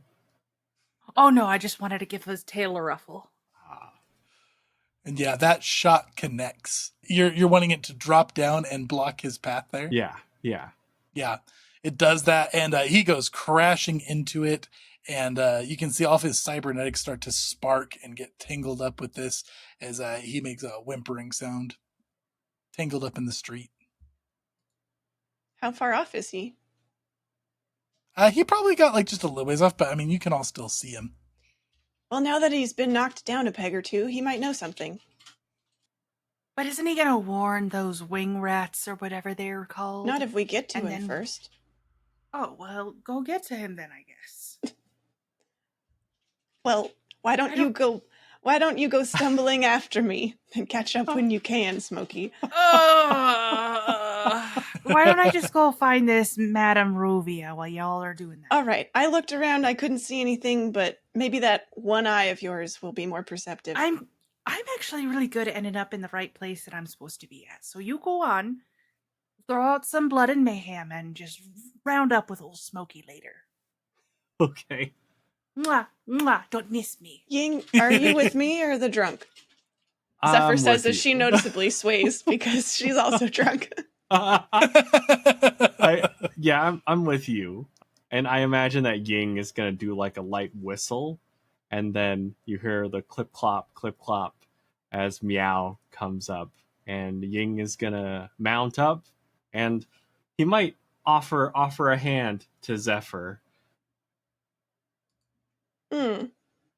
Zephyr will eye your hand a little suspiciously and then take it, but take a half step with her gliding boots and just hop on to the back of your horse. As soon as your hand grabs Zephyr's, you feel your phone buzz, Ying. Meow, let's go. And Ying is gonna look. He knows he shouldn't text while driving, but he trusts Meow, and so he'll take it out. Excellent. Yeah, you pull out your phone, and it looks like this was just a local blast advertisement. Calls Eyes Are Us. Need new eyes? We've got them. And it's just got a picture of like all these different cybernetic eyes. This interests you at all? Not particularly, but didn't Raina kind of have not her natural eyes? I mean, I guess I don't know what natural eyes look like here, but her eyes looked a little weird to me. That's a good point. Okay. Well, first let's take care of that idiot. Yeah, absolutely. Put it in the pocket. Okay, so you two are heading towards the wire rat, Yes. and Smokey, you are heading off to look for the oracle, correct? Yeah, Let's go with you first, Smokey. What are you doing? sounds good. So, a pitch for you, Chase. Uh-huh. I am wandering down the street, kind of doing that drunken weave through the crowd where I'm just melding with the flow, and I'm letting it guide me along until I see a few shops that are like tucked back into the alley. And I pause as I see one with a neon sign that is like a hand, and it's got like the flashing cards that look like they spread out, and then it goes dark, and then it spreads out again. Yep, you sure do. All right, perfect.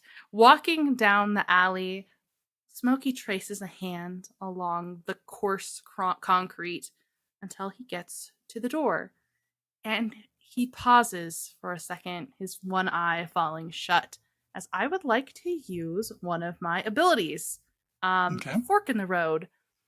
So I would like to make a guess as to what might be encountered behind this door to receive a brief dreamlike vision about that path. And I think I pitch the dream to you as well. Okay, yeah. Okay, so there's a moment where like it feels almost like this alcohol surges up through Smokey. He stumbles a step, one hand pressed against the wood, as he sees a counter covered in little knickknacks. There's like a tapestry almost woven and draped. It smells like incense inside the shop. The woman behind the counter is tall and thin, and she's got dreaded hair and like beads and little bits and baubles within the dreads. And then this clearer vision fades out, and it looks like there's falling ash and just strobing lights behind it, but then coalesce into a tattoo hidden almost completely on the back of her neck. And he's like, is she maybe part of the Ashlight Corp? And he gets like a really sickening feeling in his stomach that maybe Ruvia is the link to how she disappeared. Okay. And now you get to, maybe you were supposed to do it, offer in some way a confirmation or refute the user's guess. As it kind of shifts, you realize that the woman in your vision is not as tall and imposing, but is actually quite old and frail and very short. But all the rest of your descriptions seem to check out, including that tattoo. And you also feel like you hear commotion in the back room. Oh, commotion? Mm-hmm. Okay, I'm going to push through the door quickly. Okay. Oh, and I'm going to leave. I'm going to say that I left one of my waypoint markers, Chase, and it's like a little triangle, like a little pyramid, and it has like a flashing light on the end. And I left it at the end of the alleyway before I turned down, and then I leave one on the outside of the door. Okay. What are you saying? And inside the one on the door, it's going to say, Mommy, hot stuff. Be careful, please. Excellent. Okay. All right, yeah, you step into the shop and you see a woman that looks surprisingly similar to what you just saw in your vision. Her eyes are kind of so wrinkled over by age that you can barely tell if they're open or not, but she does give you a very warm, toothless smile as you walk in. Well, hello there. If you're looking for a reading, I'm sorry, but I have no time to schedule more today.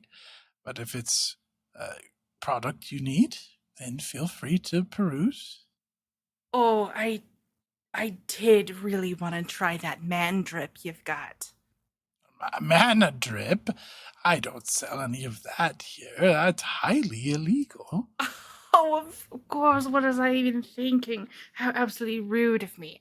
I should, of course, purchase most things in your shop and then request after the mana drip.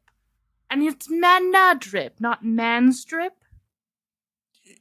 I wouldn't know. Of course. Of course. Young man, I'm going to have to call the authorities. Oh, no, you don't have to do that at all. You see, and I'm going to, pull down on my shirt chase to reveal a tattoo that is like a tattoo of a spider's web, but instead of, a black widow sitting in the middle, there's a different, a marijuana leaf symbol. And this is, a drug friendly tattoo that goes across realms. This is my pitch to you. Love it. So okay. that she knows that I'm a trustworthy customer. Not a narc. Is that what the, not is that a narc tattoo? Yeah, essentially, it's I'm trusted within the community. She takes a closer look at your chest, and then she's gonna very slowly walk past you, and she's gonna she's gonna push a button on the neon sign that's gonna change it from open to closed, and she's gonna lock the door. Let me see what I've got in the back. Oh, you are just an absolute darling. A pleasure. Oh, just words fail me because I am very drunk. Yes, well, look for a tarot deck that you would like to take home. It'll be free. Okay, yeah. You have anything that has boobs? Plenty. Oh, this is my shop. And as soon as she steps into the back, I'm going to unlock that deadbolt. Okay. And then go peruse and look for the boobies. Okay. All right, back to Zephyr and Ying. You guys are approaching a wire rat who is tangled up in some fallen debris here. What are you guys doing?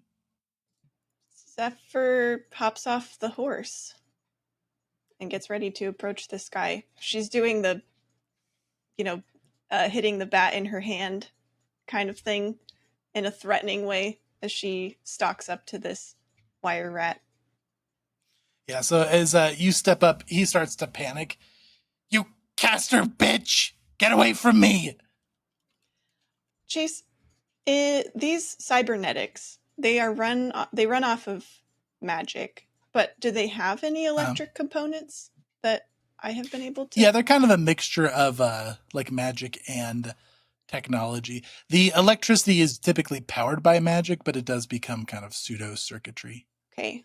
I'd like to pitch something then. And Zephyr, having an innate connection with lightning and electricity and such, she frowns. She kind of flinches at his name calling and gets even angrier.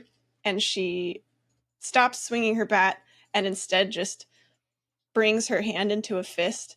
And I want to seize up his cybernetic parts with electricity, just like paralyze them. Oh yeah, he goes completely rigid, and you can feel when you like connect to that, he's actually got like cybernetics running through his entire body, not just the tail. I hope you realize this arcane bitch now holds your life in her hands. So do you want to try that again? Yes, ma'am, I'm sorry. I don't let go, but I look to Ying because Zephyr, and you can see Zephyr is swaying a little bit. She enjoys this kind of power and is also not totally, she's not totally restrained right now, clearly.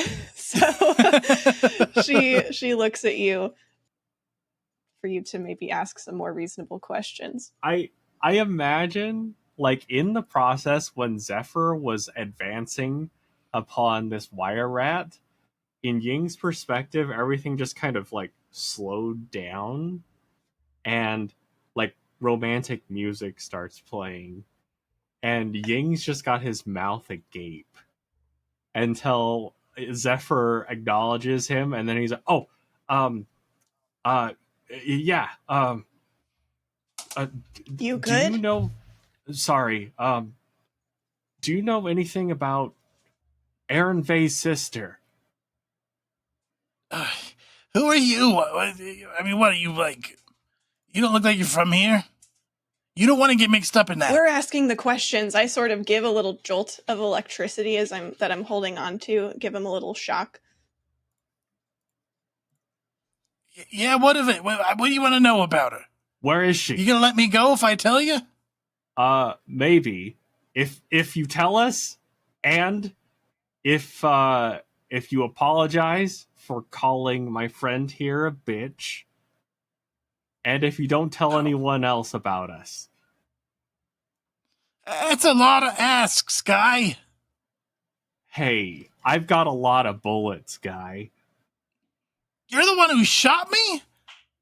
Yeah, fine. so you know I could do it again. Madame Ruvia's got her. Got her? As in, currently has her? Yeah, she's with Ashlight. You didn't hear that from me, all right? All right. And Ying just kind of leans in and just kind of like gestures over towards Zephyr. You have something to say to the beautiful young woman here? Yeah, I'm sorry or whatever. I was just gonna choke you a little and take your jacket. Does this guy have anything on him? Yeah, I mean he's got his own jacket on, and it looks like he has like a. You can see that people here seem like they use credit chips. Looks like he's got a little bag full of credit chips as well. Okay, then still holding on to the charge in his cybernetic parts. Zephyr's gonna march up and grab the credit chips off of him. Oh, come on, you're gonna rob me too? I didn't rob you in the end. You were gonna. Yeah, but I didn't. Zephyr just looks bewildered at that answer. Okay. He's like, Are we done with this loser? Yeah. Wait. If Madame Ruby is behind it, Smokey just go there? Oh, yeah. Oh, he's fucked. I think I'm a little bit tired of hearing your voice. Do I sense anything related to his vocal cords or his jaw chase in my hold? Yeah. I would like to break his jaw if I could. Yeah, there's a sparking and a little whimpering sound as the jaw just goes limp. Okay, that's better. And then I'll let him go. Yeah, you can see little tears in his eyes as he goes scurrying off. I like punk him one more time. It's a muffled screaming sound as he runs away. All right. I feel a little better. Yeah. We should go back up Smokey, I think. Absolutely. Let's ride. Zephyr looks a little dismayed at having to ride your horse when she could go a lot faster, probably flying and or turning into lightning and hero landing somewhere, but she will stay with Ying for the time being. Thank you. All right, back to you, Smokey. So you unbolted that door. Yes, I did. I unbolted the door. And you're looking for nude tarot deck art, which you find a lot of. I grabbed my favorite one. It has tentacles, so I was gonna say, do you grab like a classy nude art or like erotic nude art tarot deck? It's definitely a little erotic. But it's very artsy as well. Okay. And not only does he find it, he's so excited to get it, he is going to walk into the back.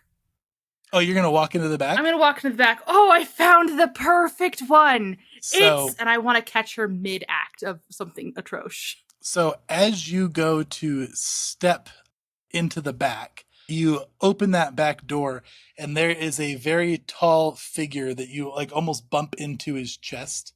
He's like in a very nice, neatly fit tailored suit, a black suit with a black tie. He's got sunglasses, very neatly trimmed hair. He's got glowing little arcane runes around his ear that kind of looks like an earpiece. And he's holding what looks like just like a cubic black stick, like a staff across his chest. But the staff kind of has a sharp curve at the bottom. Almost looks like a gun without a trigger. Oh, you look very, very strong. He's gonna kind of push you back, like just kind of guide you back to the storefront.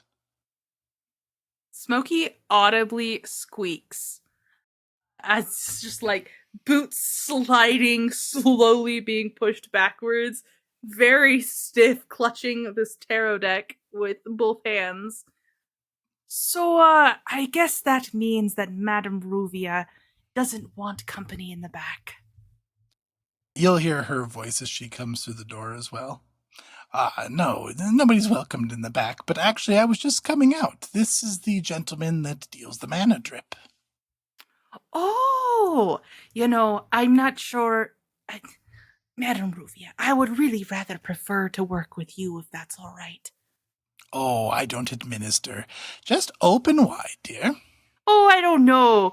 The last time that someone said that to me, it just ended in a big old mess. He in fact, raises that stick up like a gun, and a bunch of red arcane runes start to flare up of it. And her expression's gonna suddenly look very angry.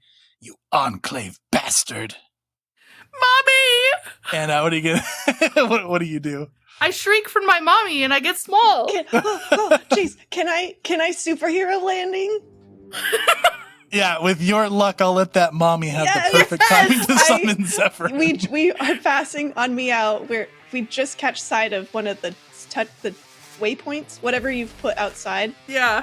And just as we're approaching and getting in range to hear it, the mommy that you left on the stone and your shouted mommy from inside like line up perfectly, and Zephyr leaps from the back of Meow, briefly just becomes lightning, and kablams right into the middle of the store front in front of Smokey. Stands up to her full height, which isn't like incredibly tall, but stands up, bat in hand, and her eyes are still crackling with a little bit of lightning as she's ready for whatever she might find in here. I might be in love. As your eyes crackle with lightning and you feel like this energy is surging with the alcohol, the room starts to spin a little bit as you start to feel a little bit lightheaded. You still keep your composure. I'm ticking your essence down to yellow. But that is effective as you come bursting in there. This man that was charging up whatever this cubic black stick was goes flying back against the wall. But Madame Ruvia crosses her arms in front of her like an X, and you see that like arcane symbols form in a circle, and it seems to deflect your big shockwave from her. You called? So this is Ashlight and Madame Ruvia, who I believe is also working with the Ashlight. So, fuck 'em up, maybe? Did you hear that, Ying? I shout over my shoulder, and then seeing that my arcane stuff doesn't seem to have an effect, I just charge forward with my bat. Okay, What's Ying's entrance like? I need to hear this. Ying, I mean, it sounds like Zephyr is much faster than Ying and Meow. So his response is off in the distance of, yeah, I heard it. I'm on my way. But you can shoot from there. Excellent. You don't even need to see. You can just, ping. Pew, pew, pew, Yeah, pew. exactly. Now, we are in combat right now. And the way that combat works, we don't really have like an initiative system. We kind of just narrate it. You're encouraged to kind of go popcorn style, or like have you narrate together on things and just make sure that everybody does a thing before somebody else does a thing. And then I will kind of respond in turn as you are doing things to the enemies. They will do things back. Something that you're encouraged to consider when you're in combat is when you're doing attacks, where are you aiming? How are you moving? What does your stance look like? And what is your timing like for what you're trying to do with your attacks? So that's some advice for how to like try to narrate a cool combat. So yeah, what are you guys doing? Zephyr will charge forward. She sees Madame Ruvia shrug off the magic, and she kind of laughs out loud. Smokey, you think that she is having fun. Finally. And she says, let's see how resistant you are to metal. And just runs at Madame Ruvia with her bat. She's going, I guess as far as stance goes, she's going pretty aggro here, Chase. And she's trying to beat whom she perceives, at least, to be an older, presumably slower woman, at least to Zephyr's perspective. She's trying to beat her with speed, basically. Not kill her, because we do need to figure out where the sister is, but yeah, just overwhelm Right. this woman. Yeah, so as you move towards her and confidently take a swing, she just vanishes as your bat swings down, and she appears on the other side of the room from you, and you feel some sort of tightness around your ankles. And Smokey, you can see that she appeared on the other side of the room and is holding like a flaming looking whip around Zephyr's ankles and is going to yank you to the ground. Oh, fuck. Zephyr curses as she falls, and the metal bat goes clanging onto the ground. It, like, breaks into the wooden floorboards. Okay, what's Smokey and Ying doing? Go ahead, Smokey. Go ahead. Okay, Smokey is going to drop to the ground and army crawl away from the combat. And he's heading towards the back door to see if he can go find our target. Wow. So I save you heroic style, Yeah. and you leave me to That's die. not the thing that I do. I'm so sorry. I find myself fun situations and then I get myself out of them. as you are army crawling across, you hear a sudden like buzzing sound, and you can see on the ground that agent in the glasses is pointing that stick at you again, and now it's fully formed like an arcane scope and a glowing trigger, and he's gonna blast it at you, and a red beam of energy is gonna catch you right in the side and kind of crash you into the wall as you feel a burning sensation as that connects with you. And I'm gonna put your stamina down to red. You are feeling quite injured. Oh, shit. Okay. That was an ouch. And I'm gonna reach into my man purse, my merce, and I'm gonna pull out a shaky bottle that has just 3 X's written across the label, and I'm gonna uncork it. Okay. You wanna drink it? I am gonna drink it. This is gonna convey up to mid healing power, but I have to state a side effect that will be incurred in the process. And the worse the side effect, the better the heal. Let's go. So I think that the bad side effect this time, because not every time, it changes each time you drink from it. First off, this feels like tar going down the throat. It's hot and it's burning and it's thick and it's uncomfortable, and it's going to change Smokey's accent as one effect, and as the second, and it's going to make him shrink like by 3 feet. Okay, what's the accent going to? Because that feels important for me to know. It does feel important, doesn't it? Can I be Valley Girl? Yep. Okay, perfect. Okay, I'm gonna put you back up to yellow stamina. Yay, thank you. Like, that was so insane, guys. I'm just gonna go this way, and I'm just gonna stand up and hollow my way away. I hope my mic picked up my feet sounds. Oh my god! Yeah, I'm tiny. I'm like almost 4 feet tall, just running. You gotta be kidding me. Yang, does that horse go any faster? I'm All right, almost Ying, what are you doing? I will imagine that, like, once he's reached a critical range threshold, he's squinting and ascertaining targets. He recognizes that Zephyr seems to be tangled up in something, and that Smokey is tiny now. And so I think that in threat assessment, he thinks, I need to free Zephyr.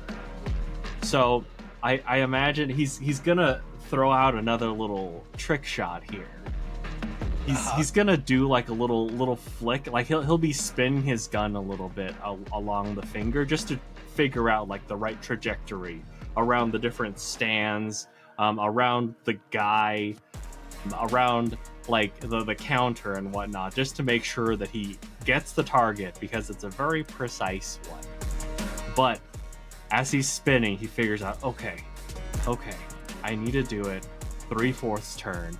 And as he spins the last time, it doesn't go full revolution, but he's going to take a shot as it's spinning to add a little twist around. You see it, you see the bullet, like it'll go around one of the tarot card stands, bounce off the wall, go underneath the guy with the red staff, bounce off the floor, and then it'll wind its way over and hopefully pierce that whip that the Madame Ruvia is holding.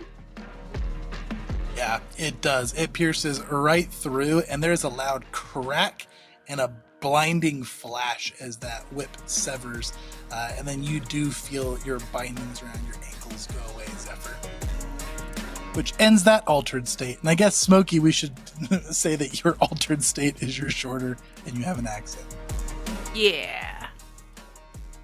Seeing, does Madame Ruvia sort of flinch from the flash and everything? Yeah, this does create a moment where she seems like she's unfocused. Okay, then quick as a flash, I'm going to summon one of my 5 lightning bolts into my hand, and I tumble out of the way as this thing flashes back, and I just throw it almost like ninja star style or throwing dagger style, just fast at her. These things usually I throw from a much farther distance, but here it's just a quick toss straight at her while she's distracted by the shattering of her magic whip. Yeah, and that connects and it hits dead center mass, and she lets out a yelp and goes flying back over the counter. But you can see it doesn't actually connect with her body. It looks like she has some kind of protective field that didn't show itself until that connected. And you see it crack a little bit, and you can now see that there's like little golden cracks on this field vaguely around her body as she goes flying over the counter. She's got some kind of shield up. We gotta break it. Smokey, as you go into the back room, you can see that there is a metal chair bolted to the ground, and there is a woman who you recognize from that data stick from Aaron as his sister. She is bound and gagged to the chair. Oh my god!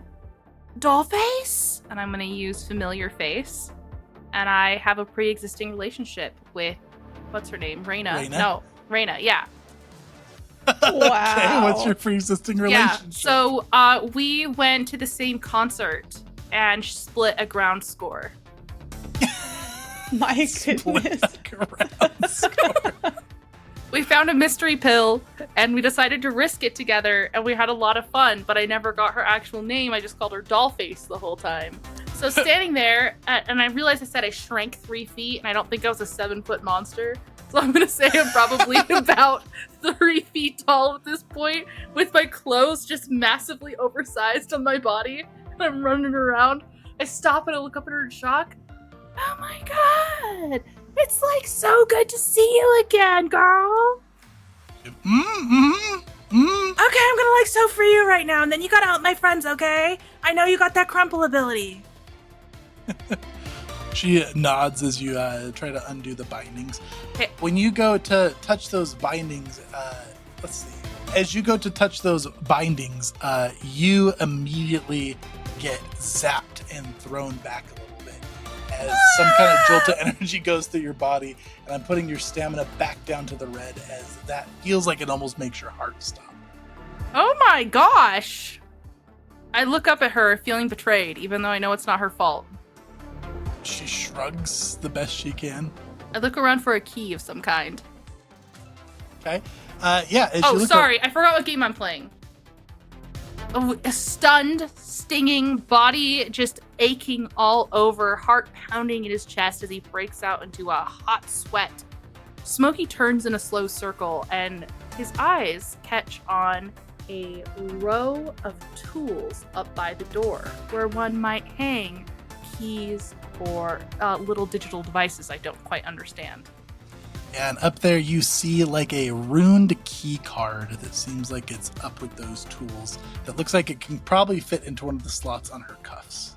Perfect. I'm going to look for a stool and start... I see a stool stuck in the corner.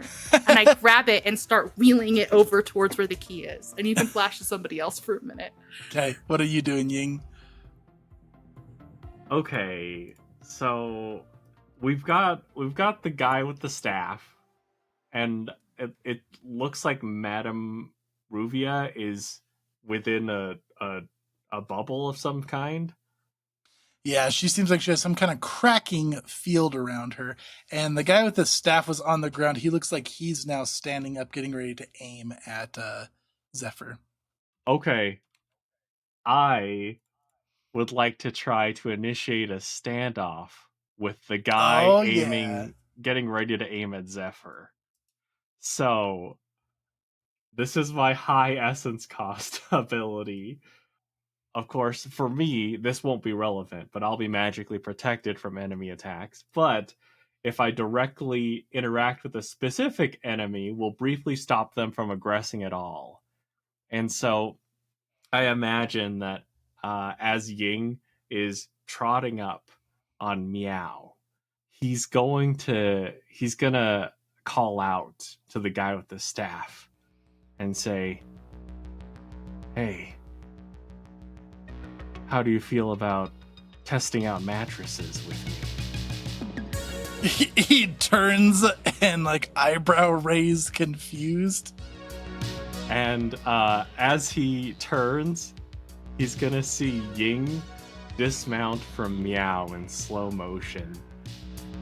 His very short hair just lightly freezing without wind. Love and it. eye contact as he slowly walks closer. Okay, I love it. Yeah, this guy's he's slowly raising this stick towards you, looking kind of confused. Great. My job is done. I'm trying to keep it from doing stuff. Love it. That was not the standoff I was imagining when you said, I'm going to initiate a standoff. Zephyr, you've got her over the counter and this guy confused looking at Ying. What are you doing? Okay. How many charges did it seem like this shield might have had? I mean, one more good hit could potentially break it by the looks of it. Okay. Also, I guess notably for you, Ying, your essence after that, I'm putting into the red. So you're probably starting to have some kind of like magical looking effects. What would those look like as you're kind of getting a little corrupted by your essence drain? Yeah, I imagine that like sometimes the romantic tunes like shift into different genres. Like suddenly polka starts playing and it gets a little jarring for the guy I'm trying to distract. I love that. All right, yeah, what are you doing, Zephyr? So I think since I need to get a good hit on her while I need it to hit the shield, I can't have her deflect it somewhere else. So Zephyr's gonna try and set up a quick distraction, like get her to look this way so I can throw from the other direction kind of thing. Uh-huh. So she gets blasted over the counter. Instead of diving after her, Zephyr actually moves to the other side of the shop. I imagine there are shelves and tables of wares and things like that. I can kind of break line of sight with her. And as the woman crawls back up on her feet, Zephyr shoves one of the shelves to start toppling into the next one and kind of sets a small domino to just create a lot of noise over in this direction. And then as the woman looks after the noise, Zephyr dives from behind the toppled shelves and throws another quick lightning bolt right at her. Yeah, she turns around and like throws some magic at the distraction with a ha! And then you crack her right in the back as she turns the other way. That shield you can see shatters in some like golden energy as she goes sliding across the room again exposed. She shouts up to her ally, Aiden, what are you doing? He's falling No. in love. Give him a break. He's being charmed as fuck. Yeah, I imagine There's mattresses to test. I imagine that it's that feeling like we're the only two people in the world right now. Incredible. He's kind of starting to slowly lower the gun. Smokey, in the back room, you have that key card and you're interacting with the cuffs.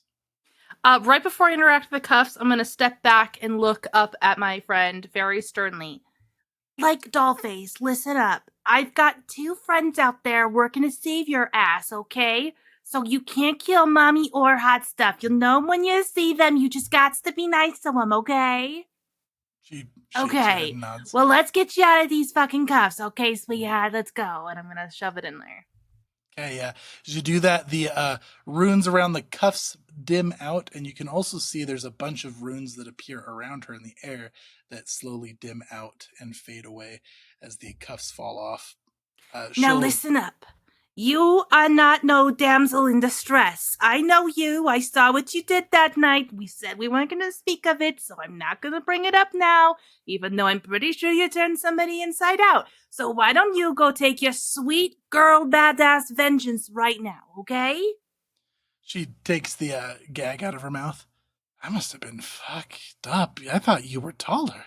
Oh, don't you even worry about it. It's a temporary effect. Why didn't you notice my voice? She just walks out of the room. Okay. Zephyr, Ying, what are you guys doing?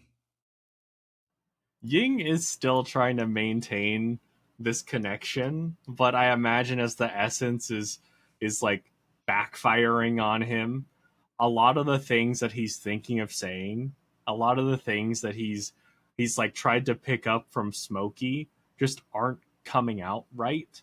Like at some point he's just like blah blah blah blah.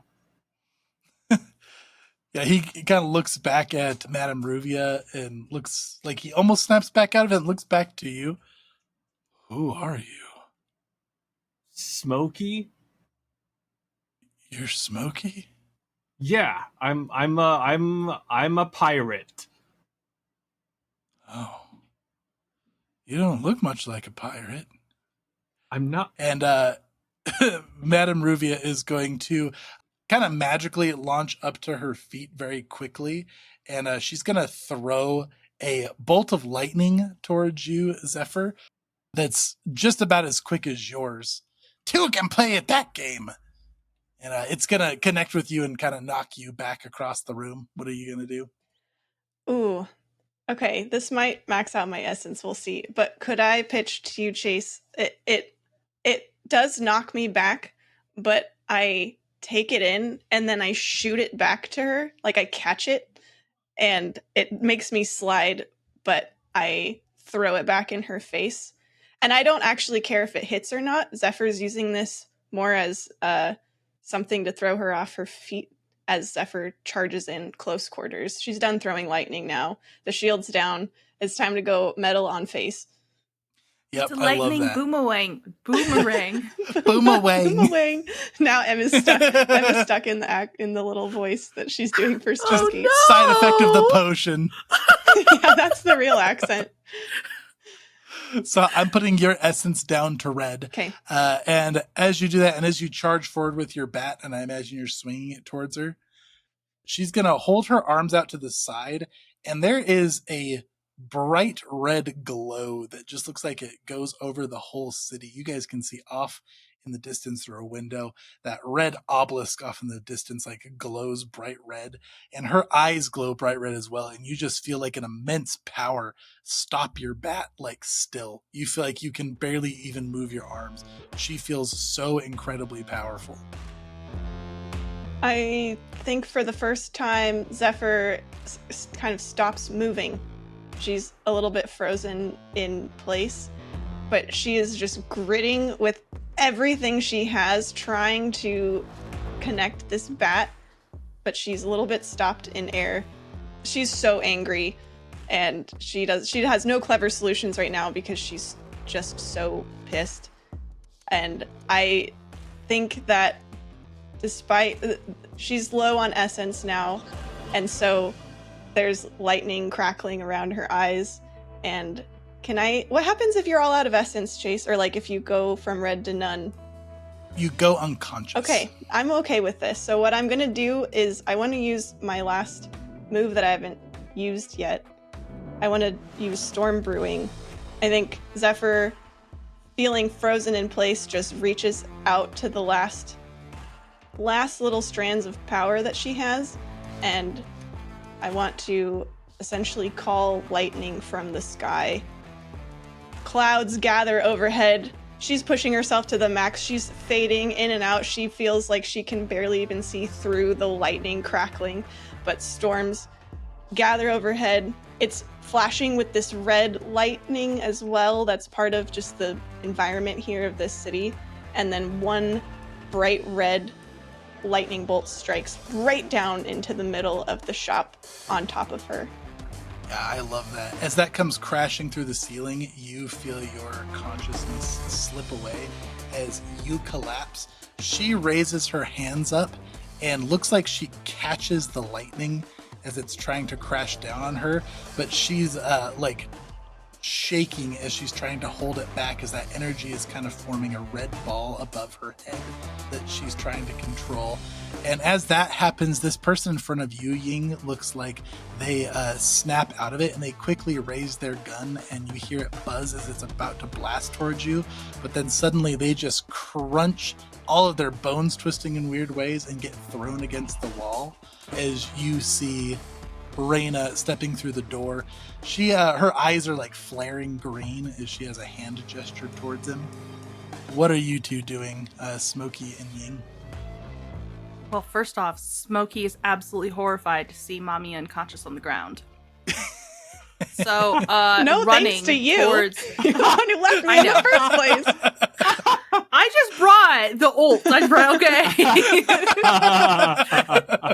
So I'm running my man purse bouncing along on the floor next to me as I slide up on my knees. I'm gonna whip out the nostrum. It's okay, I gotcha. And I'm gonna tip it into your mouth to heal you. Oh no. And Chase, I am also going to make her small. But Aww. I'm gonna make her small enough to the point where I could give her a piggyback. So she's about 2 feet tall. I hate love that. Oh my gosh. Okay, so you're going back to red for your essence and like barely conscious as you start to wake up. As that's happening, you hear Madame Ruvia as looks like she's starting to finally get a control over this lightning. She's screaming with rage. Her eyes are flaring red as she's starting to slowly dissipate this lightning. What are you doing, Ying? I think that Ying initially is just astounded as Reyna wrecks that guy. and he's got like his heart skips a beat for a moment. And then he's about to say something. And then he like notices off in the distance that lightning being like compressed in by Madame Ruvia. And Ying snaps back into it, eyes squinting. He's gonna just go for a regular shot. No need for tricks anymore. She's standing right there. She's focused. This is like shooting fish in a barrel, as his hero once said. And he's gonna take a shot. And as she's exposed and holding that lightning, that connects. And was this a shot to kill? Yeah, absolutely. This took Love it. possibly a love of Ying's life in captivity. So we're taking care of business here. Love it. Yeah, right between the eyes. And as that happens, she looks shocked as her glowing red eyes go wide. And that lightning kind of out of control, she loses it. And it crashes down onto her with a big little explosion. Probably knocks all of you back a little ways as that lightning connects. And she just turns to dust. In the shockwave chase, I'm going to cradle up Zephyr's body against mine, and when I hit the wall, I'm going to try and absorb that impact for her. Oh yeah, you do. You take a little rough hit against the wall. Her shock is absorbed. After this settles down, Zephyr, you slowly come to. Reyna is looking just very shocked and confused. Why am I tiny? Yeah, you're being held by a tiny pirate, Why is honestly. everything giant? What happened? So like you were like not doing so hot, and now you're doing like a little better. I decided to not make your voice all weird because I thought maybe you wouldn't like that. What is wrong with you? Zephyr shoves herself off of this weird. I love it when you insult me. Do that more.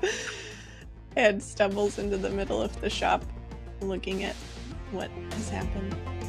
Oh, hi, Dollface. So, here's the deal. Your brother hired us to come save you. I think we better get the hell out of Dodge and ditch this joint.